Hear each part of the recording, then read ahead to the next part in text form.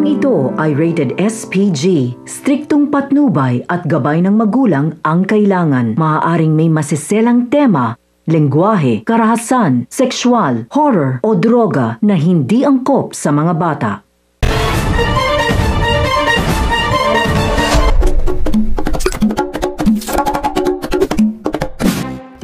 Magkasamang dumalaw kay Ramon sa bilibid ang mag-amang sina Olga at Don Julio Montenegro. Tinanong ni Ramon ang kanyang papa na sa lawak ng koneksyon nito ay bakit hindi man lang niya magawa ng paraan na makalabas siya doon.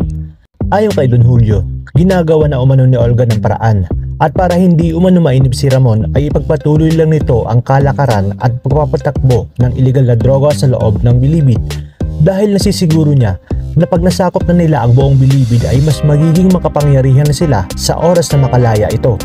Ligid nga sa kaalaman ni Ramon at Don Julio na humahadlang pala itong si Olga, mas pabor kay Olga na nasa loob lang si Ramon, kaya namang ginagawa nito ang lahat ng paraan para hindi makalabas si Ramon ng kulungan.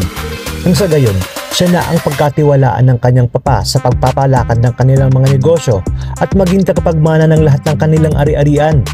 Dahil alam nga ni Olga na hindi siya tunay na anak ni Don Julio at mas tiyak na papaboran nito si Ramon. Sa kabila nito ay papairali na ni Ramon ang kanyang pagiging madiskarte at maabilidad. Kaya mag-iisip siya ng paraan para makatakas sa bilibid sa tulong na rin ng kanyang mga galamay. At sa oras na makalabas siya ay babalikan niya ang babaeng pinag-iwanan niya ng kanyang punla na siya ngang si Tanggol.